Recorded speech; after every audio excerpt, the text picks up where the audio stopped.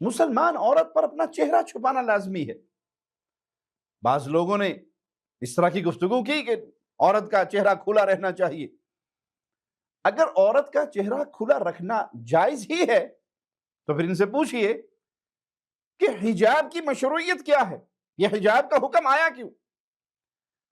جسم کا لباس تو اسلام سے پہلے بھی پہنا جاتا تھا، یا اس حجاب کے حکم کے آنے سے پہلے بھی اہل ایمان عورتیں پہنتی تھی؟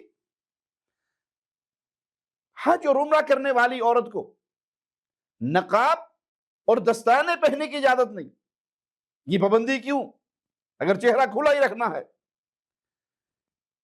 انسان نے جس سے شادی کرنی ہے تو اپنی منگیتر کو ایک نظر دیکھ سکتا ہے، کیوں؟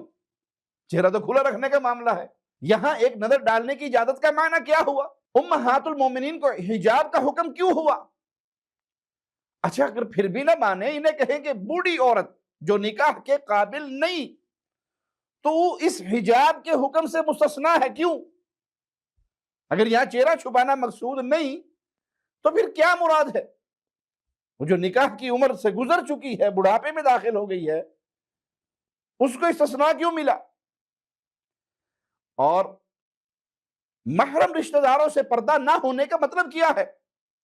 لا جناح علیہن فی آبائہن ولا ابنائہن ولا اخوانہن ولا ابناء اخوانہن ولا ابناء اخواتہن ولا نسائہن ولا ما ملکت ایمانہن واتقین اللہ ان اللہ کان علی کل شیء شہیدا۔ اس کا کیا معنی؟ باپ، بیٹے، بھائی، بھانجے، بھتیجے، ان سے استثناء مل رہا ہے۔ کس بات کا؟ اگر یہ جائز ہی ہوتا تو یہ زینت کو ظاہر کرنے کا سبب ہے، اور اللہ نے زینت کو ظاہر کرنے سے منع کیا۔ وَلَا تَبَرَّجْنَا تَبَرُّجَ الْجَاهِلِيَّةِ الْأُولَى۔ اگر یہ حجاب اور چادر چہرے کو ڈھانپنے کے لیے نہیں ہے تو کیا معنی ہے اس مشروعیت کا؟ اس بارے میں نرم پہلو رکھنے والوں کو اللہ کے ہاں ان سوالوں کے جوابات تیار کر لینے چاہیے۔